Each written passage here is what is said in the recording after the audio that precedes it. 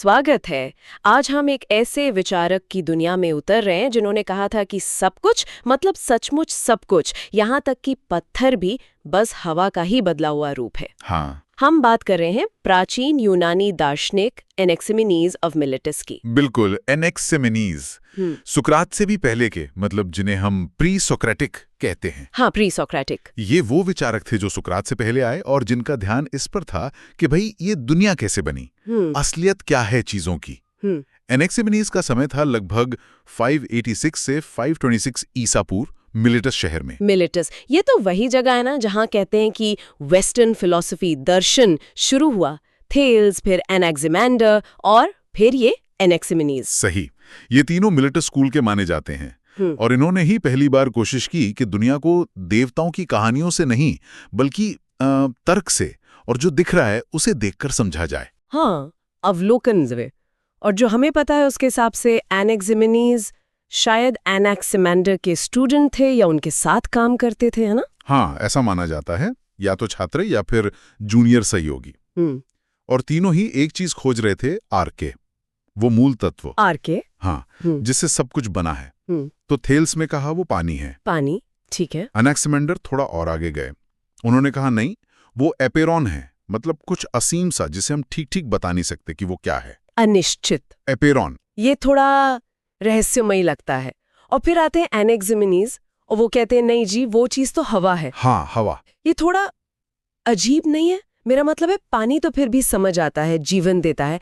एपेरॉन चलो मान लिया, एक फिलोसॉफिकल कॉन्सेप्ट है, पर हवा, ये तो इतनी हल्की, लगभग अदृश्य चीज है, इसे ही क्यों चुना होगा उन्होंने? ये बहुत अच्छा सवाल है और इसका जवाब शायद इस बात में है कि एनेक्सिमेनीज में कोशिश की कि वो थेल्स और एनेक्सिमेंडर दोनों के विचारों की अच्छी बातें ले लें। अच्छा, कैसे?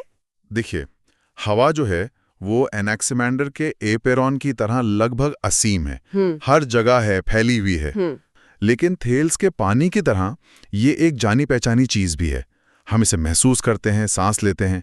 तो शायद उन्हें ये लगा कि ये ज्यादा ठोस, ज्यादा प्रैक्टिकल विकल्प है, एक तरह का समझौता। ओके, ये बात समझ आई। मतलब एपेरॉन जितना अमूर्त भी नहीं और पानी जितना सीमित भी नहीं, एक बीच का रास्ता। बिल्कुल, पर सिर्फ ये कह देना कि सब हवा है काफी नहीं था। सबसे बड़ा सवाल तो वही था कि फिर ये आग, पानी, बादल, पत्थर, ये सब कैसे बनते हैं हवा से? क्या उन्होंने ये भी समझाया? हाँ, और यहीं पर, जैसा कई एक्सपर्ट्स मानते हैं, एनेक्सिमेनीज का सबसे जबरदस्त, सबसे क्रांतिकारी योगदान आता है। उन्होंने सिर्फ ये नहीं बताया कि मूल तत्व क्या है, बल्कि ये भी समझाया कि वो दूसरी चीजों में कैसे बदलता है। अच्छा, उन्होंने एक प्रोसेस बताया, एक मैकेनिज्म। एनेक्सिमेंडर ने तो ऐसा नहीं बताया था शायद। एनेक्सिमेंडर ने कहा था कि चीजें एपेरॉन से अलग होकर बनती हैं, पर वो कैसे होता है ये उतना साफ नहीं था। एनेक्सिमेनीज ने दो बहुत सीधी सी प्रक्रियाएं बताई। कौन सी? विरलीकरण, रेरिफिकेशन, और संघनन। कॉन्डेंसेशन। विरलीकरण मतलब पतला होना, हाँ, फैलना, पतला होना। और संघनन मतलब घना होना, सिकुड़ना। ओके, फैलना और सिकुड़ना। तो इससे क्या होता है? उनका आइडिया था कि जब हवा विरल होती है, फैलती है, तो वो गर्म हो जाती है और गर्म होके बन जाती है आग। हवा से आग फैलने पर। हाँ।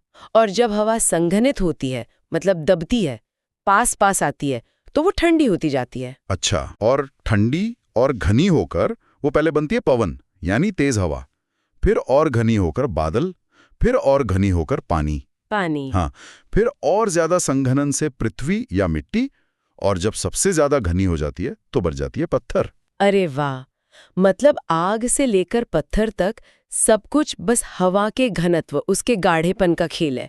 ये तो बिल्कुल ही नया तरीका था सोचने का, है ना? एकदम क्रांतिकारी। पर क्या उन्होंने इसको साबित करने की या समझाने की कोई कोशिश की, कोई उदाहरण दिया? हाँ, यही तो बात है।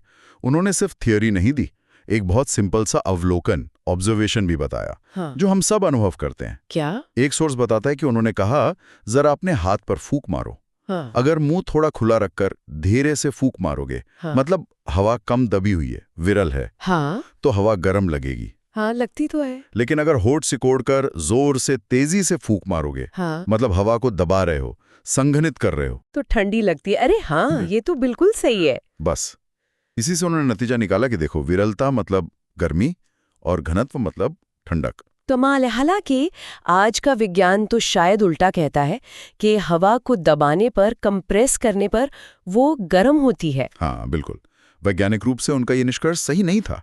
दबाव से तापमान बढ़ता है। लेकिन महत्वपूर्ण बात यह नहीं है कि वो सही थे या गलत। महत्वपूर्ण है उनका तरीका। उन्होंने अपने सिद्धांत को साबित करने के लिए एक प्रयोग जैसा एक अवलोकन पेश किया। ये तर्क को अनुभव से जोड़ने की कोशिश थी। सही बात है, ये अप्रोच नया था। और कुछ लोग कहते हैं कि शायद उन्होंने वो ऊन से नमदा बनाने वाला उदाहरण भी दिया होगा। हाँ, कुछ विद्वान ऐसा मानते हैं कि देखो कैसे ऊन को दबाने से यानी संघटित करने से उसका रूप और गुण बदल जाते हैं। वो ठोस नमदा बन जाता है। ये पहली बार था कि किसी ने बदलाव की एक भौतिक प्रक्रिया, एक फिजिकल मैकेनिज्म समझाने की कोशिश की थी। ठीक है, तो ये तो हो गया कि हवा कैसे अलग अलग चीजें बनती है। लेकिन फिर इस सिद्धांत को उन्होंने बड़े स्केल पर, मतलब ब्रह्मांड पर कैसे लागू किया? पृथ्वी, सूरज, तारे, ये सब क्या थे उनकी नजर में? उनका जो ब्रह्मांड का मॉडल था वो भी इसी हवा वाले सिद्धांत पर ही आधारित था। उनके मुताबिक पृथ्वी चपटी है, एक सपाट डिस्क या तश्तरी जैसी। चपटी, ओके। और वो पानी पर नहीं तैर रही जैसा थेल्स ने सोचा था। वो हवा पर टिकी हुई है। हवा पर कैसे? जैसे कोई पत्ता या कोई चौड़ी चीज हवा के दबाव से टिकी रहती है, वैसे ही पृथ्वी हवा पर संतुलित है, तैर रही है। वाह, ये भी बिल्कुल अलग सोचा उन्होंने। और सूरज, चांद, तारे वगैरह?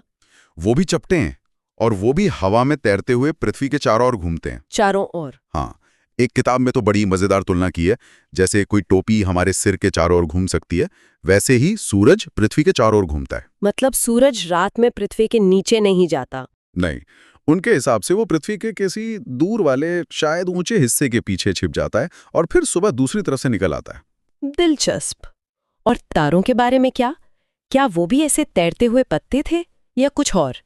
कहीं पढ़ा था कि शायद वो आकाश में जड़ी हुई कीलों जैसे थे। हाँ, तारों को लेकर थोड़ी अस्पष्टता है उनके विचारों में। कुछ कहते हैं कि उन्होंने सोचा कि तारे तैरते पत्तों की तरह हैं, शायद आग के बने हुए। कुछ कहते हैं कि शायद उन्होंने सोचा कि आकाश एक क्रिस्टल का गोला है जिसमें तारे कीलों की तरह जड़ें। लेकिन एक दिलचस्प संभावना ये भी है, जिस पर कुछ विद्वान ध्यान दिलाते हैं, कि शायद एनेक्सिमीनीज ने ग्रहों यानी चलने वाले तारों और स्थिर तारों में फर्क किया हो। अच्छा, अगर ऐसा है तो वो ऐसा करने वाले पहले विचारक हो सकते हैं। ये बड़ी बात होगी। ये तो है। और जाहिर है उन्होंने सिर्फ सूरज चांद तारों की ही बात नहीं की होगी। मौसम कैसे बदलता है, बिजली क्यों कड़कती है, ये सब भी समझाया होगा, वो भी बिना देवताओं के। बिल्कुल, यही तो मिलेट स्कूल की खासियत थी। हर प्राकृतिक घटना का प्राकृतिक कारण खोजना। जैसे बिजली और गरज। उन्होंने कहा कि जब हवा बादलों में फंस जाती है और फिर जोर से फटकर बाहर निकलती है तो उससे रोशनी यानी बिजली और आवाज यानी गरज पैदा होती है। ओके, और भूकंप के लिए उन्होंने कहा कि जब पृथ्वी या तो बहुत ज्यादा सूख जाती है और फट जाती है या फिर बहुत ज्यादा गीली होकर सूज जाती है तो उसमें कंपन होता है। ठीक है, लॉजिकल लगता है उनके सिस्टम के हिसाब से। और इंद्रधनुष, उनका मानना था कि जब सूरज की किरणें बहुत घने मोटे बादलों से टकराकर वापस मुड़ती हैं, रिफ्लेक्ट होती हैं, तब इंद्रधनुष बनता है। ये शायद पहली कोशिश होगी इंद्रधनुष को साइंटिफिक तरीके से समझाने की, बिना ये कहे कि ये कोई देवी देवता का पुल है या कुछ और। हाँ बिल्कुल, ये गैर पौराणिक व्याख्या करने का प्रयास था। इन सब बातों के बीच उनका एक बहुत फेमस कोट है जो कई जगह आता है। जैसे हमारी आत्मा, सोल, जो कि हवा है, हमें एक साथ बांधे रखती है, वैसे ही श्वास और वायु पूरी दुनिया को घेरे हुए हैं और नियंत्रित करती है। ये सुनने में बड़ा गहरा है, इसका क्या मतलब है? ये कथन बहुत महत्वपूर्ण है। ये इंसान यानी माइक्रोकॉज्म और ब्रह्मांड यानी मैक्रोकॉज्म के बीच एक सीधा गहरा कनेक्शन बताता है। कैसे?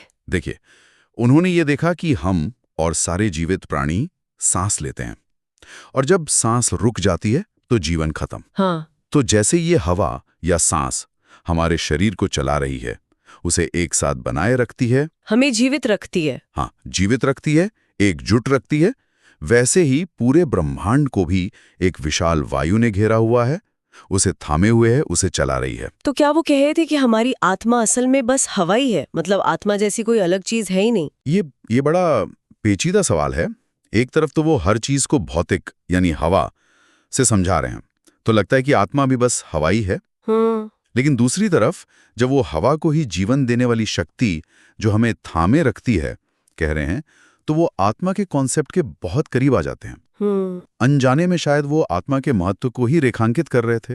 ये विरोधाभास जैसा लगता है ना। हाँ, और ये भी सोचिए कि यूनानी भाषा में आत्मा के लिए शब्द साइकी और सांस या हवा के लिए शब्द प्यूनिमा आपस में जुड़े हुए थे, तो ये कनेक्शन उनके लिए बहुत स्वाभाविक रहा होगा। अच्छा, बाद में अरस्तु जैसे दार्शनिकों ने तो इन प्री सोक्रेटिक्स की आलोचना की थी ना, कि ये लोग ये नहीं समझा पाए कि चीजों में गति कहाँ से आती है, मोशन का कारण क्या है। हाँ, अरस्तु की ये मुख्य आलोचना थी कि इन लोगों ने कारण ठीक से नहीं बताया, खासकर गति का पहला कारण।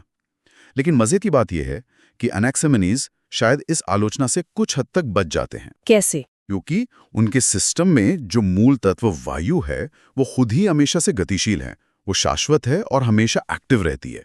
उसे चलाने के लिए किसी बाहरी चीज, किसी आत्मा या ईश्वर की जरूरत नहीं है। तो गति का स्रोत हवा में ही है। हाँ, उनके अनुसार हवा खुद ही जीवित और गतिशील है।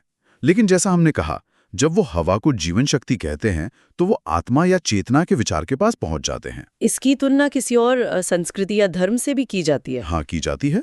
जैसे बाइबल में उत्पत्ति जेनेसिस की शुरुआत में लिखा है, ईश्वर की आत्मा जल पर मंडरा रही थी।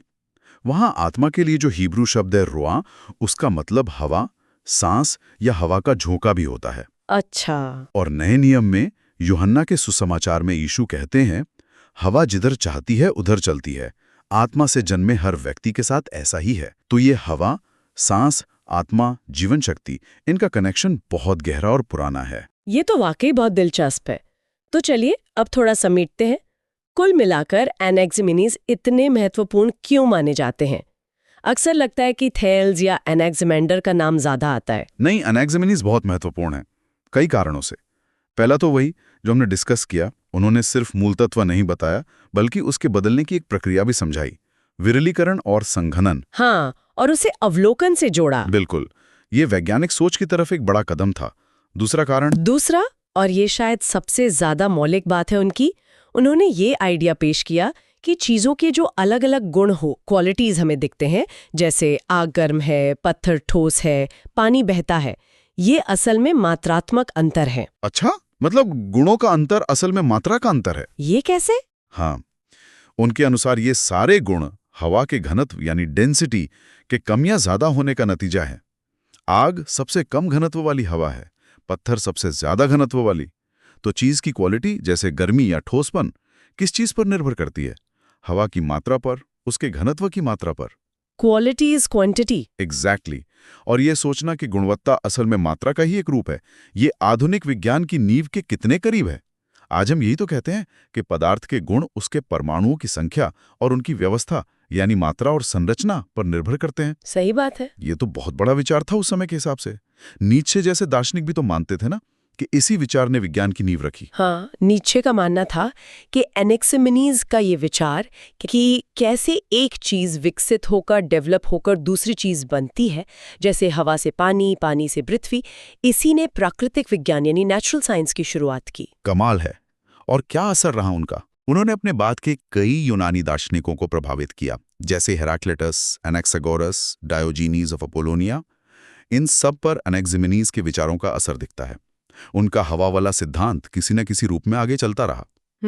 और एक और बात, उन्होंने अपने विचार शायद गद्य, प्रोज में लिखे थे, कविताओं में नहीं, जैसा कि पहले के कुछ विचारक करते थे। अच्छा, गद्य में? हाँ, ये भी एक तरह से वैज्ञानिक और दार्शनिक लेखन को ज्यादा स्पष्ट और सीधा बनाने की दिशा में कदम था। लेकिन ऐसा तो नहीं कि सबने उनकी बात मान ली होगी, आलोचना भी तो हुई होगी।